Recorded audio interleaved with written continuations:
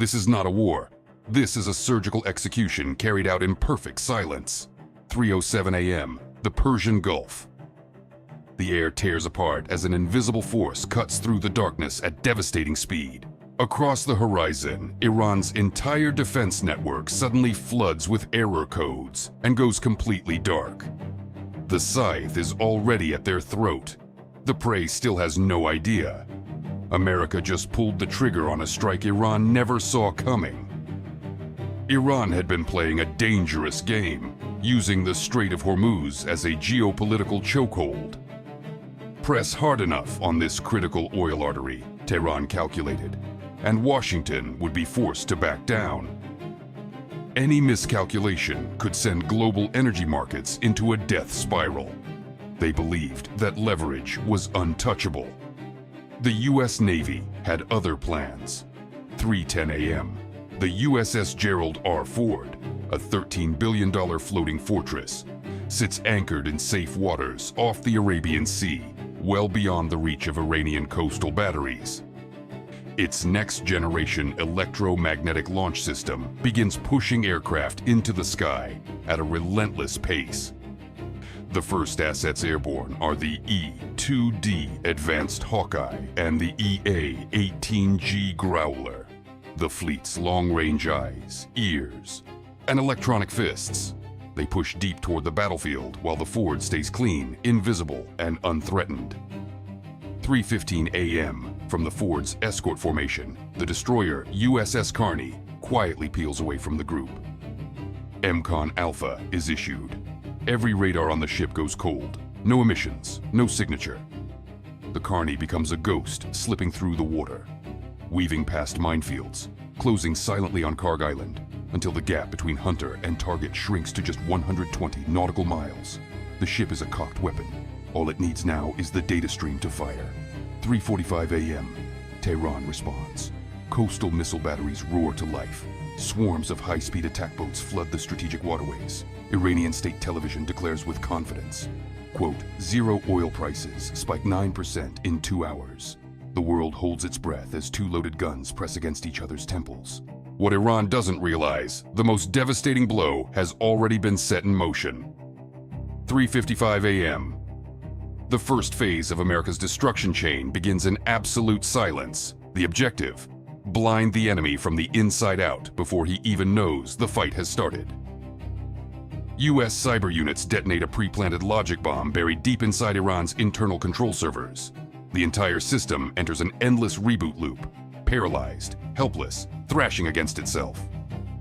Simultaneously, the EA-18G Growler descends from altitude and opens up its full electronic warfare suite against every frequency Iran's military depends on to breathe. A double-blind strike, chaos injected from within, electronic annihilation poured down from above. The result is devastating. Iran's integrated air defense is no longer a network. It is a scattered collection of isolated, terrified outposts with no way to talk to each other. High above at 500 miles altitude, a KH-11 reconnaissance satellite locks its optical array directly onto the Karg Island coastline. It feeds a crystal-clear battlefield picture to the E-2D Hawkeye via Link 16, the high-speed tactical data backbone of the U.S. military. That picture flows instantly down to the USS Carney. The destroyer doesn't need to activate a single radar. It doesn't want to. Staying passive, staying invisible, the Carney holds its position with 100% accurate targeting coordinates fed directly from assets its enemies cannot see and cannot reach. Tehran realizes something is wrong. In desperation, they push jamming systems to maximum power and flood the airspace with hundreds of small UAVs, a blizzard of decoys designed to obscure what's real. But the E-2D's APY-9 radar was built for exactly this moment. It dissects the noise with surgical precision, separating decoys from genuine threats with cold efficiency. All target locks hold. The Carney's barrel remains pressed firmly against the enemy's temple. 3:50 a.m. The USS Gerald R. Ford takes control of the entire electromagnetic spectrum. The Growler unleashes high-intensity barrage jamming across every frequency band Iran uses to coordinate, communicate, and survive. Think of it as military-grade noise canceling, except instead of blocking your neighbor's music, it's screaming across every channel Tehran needs to stay alive. Iranian electronic warfare units fight back hard. spinning up networks of fake transmitters and bouncing frantically between frequencies. The Growler doesn't care. Its onboard computers identify and crush each new frequency in real time, keeping the electronic sky pitch black over the entire theater of operations. Under that blanket of enforced silence, the USS Carney finally unleashes hell. From its Mark 41 vertical launch system, a salvo of Tomahawk Block 5 cruise missiles screams out over the water. These missiles don't fly high. They drop to just 50 feet above the surface, hugging the curvature of the Earth, invisible to observers perched on the cliffs of Karg Island. The moment the Tomahawks clear their launch tubes, control is transferred directly to F-35C, lightning 2 pilots orbiting overhead. The Carney's role shifts, from shooter to fire support coordinator, handing the baton to those with the closest eyes on the target. The F-35C is not just a fighter. It is a flying supercomputer conducting this entire symphony. Through their Link 16 connections, the pilots literally steer the Tomahawks through Iranian airspace in real time. When sensors detect a new anti-aircraft network spinning up along the flight path, the pilot reprograms the missile's trajectory mid-flight, steering it around the threat before the Iranians can even react. The sky shreds itself with thousands of electronic pulses and artillery shells. None of it matters. The Tomahawks dance through every gap, guided by invisible hands from the most advanced stealth jets on the planet. 4:20 a.m. Below the surface, the operation has an entirely different dimension. A Virginia-class nuclear submarine has been sitting motionless on the bottom of the bay for weeks. Silent as stone, running passive sonar, tracking every mechanical vibration without broadcasting a single signal.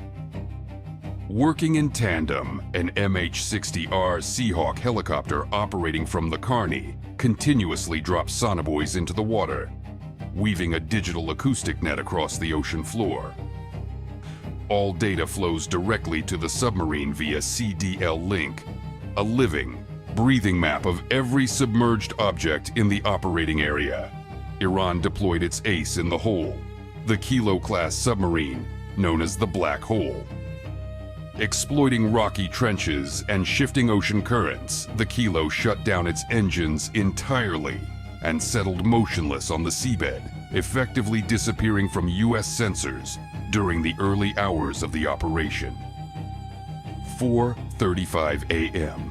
As the sonobuoy net tightens, the Kilo understands it has been found. With no remaining options, it surges up to periscope depth in a desperate last strike, launching a full salvo of Test 71 heavy torpedoes directly at the U.S. escort formation. The Black Hole had awakened right underneath the fleet. 4:40 a.m., and then the entire operation nearly comes apart. Without warning, Iran's Bavar 373 mobile air defense systems, which had gone completely dark all night, hiding in reinforced concrete bunkers specifically to survive U.S. anti-radiation missiles, simultaneously came alive. Coordinating with the Bavar 373, a devastating mixed wave of Shahed drones and C-802 anti-ship missiles erupted from mobile coastal launchers simultaneously. For a few critical seconds, the Aegis radar aboard the USS Carney went into overload. Too many targets, too fast, from too many directions. Iran partially succeeded in jamming U.S. communication frequencies. 2 Tomahawk missiles were knocked out of the sky. The MH-60R Seahawk was forced into continuous violent evasive maneuvers against ground fire. Inside the Carney's Combat Information Center, the operations officer's voice cut through the noise. Tense, direct. "We've been outmaneuvered. Bavar 373 is locking onto the fleet. We've lost tactical overview." For the first time since the operation began, the United States was genuinely in trouble. Iran had not only survived, it had seized the initiative. Washington would now have to respond with something Iran never calculated into its strategy. 4:45 a.m. The U.S. Navy does not panic. A contingency plan, calculated down to the second, executes instantly across every domain simultaneously. The EA-18G Growler immediately shifts its ALQ-99 jamming pod to full barrage mode at maximum destructive intensity. A wall of pure electronic interference crashes down across the Bavar 373's entire radar spectrum, stripping guidance capability from every missile that system tries to fire. Exploiting the gap that creates, F-35Cs break from their current mission and pivot to SEAD, suppression of enemy air defenses. From internal stealth weapon bays, AGM-88 HARM missiles streak toward the Bavar 373 radar emitters and detonate with absolute precision, decapitating Iran's air defense network in a single coordinated blow. Deep below the surface, the Virginia-class submarine fires a Mark 48 torpedo carrying 650 pounds of high explosives. It locks onto the Kilo's engine signature and tracks it without mercy. The detonation generates a shock wave powerful enough to snap the Iranian submarine's pressure hull in two. Tehran's black hole becomes wreckage on the bottom of the Persian Gulf. The Aegis system aboard the USS Carney, drawing real-time targeting data directly from F-35Cs overhead via Link 16, launches SM-6 missiles that sweep the incoming Shahed drone swarm from the sky, reducing the entire wave to falling metal debris. The Tomahawks still in flight are reprogrammed mid-course by F-35C pilots, abandoning their original targets, swinging hard toward the C-802 coastal launchers that had just exposed themselves on the shoreline.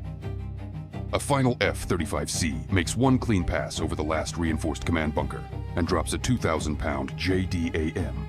It punches through 12 feet of reinforced concrete and eliminates whatever resistance remained, from the edge of catastrophe to complete dominance, in under 4 minutes. The oil defense infrastructure on Karg Island is burning rubble.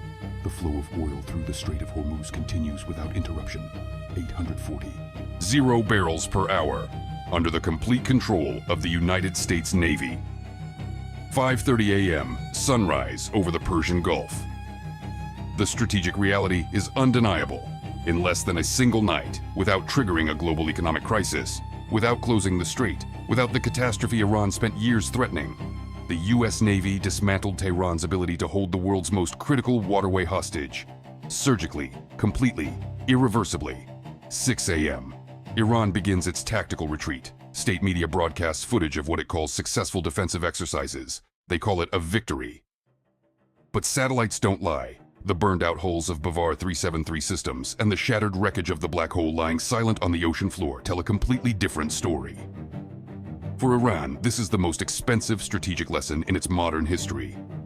For the crews of the USS Gerald R. and USS Carney, it was just another Tuesday. The world is watching now, waiting, calculating.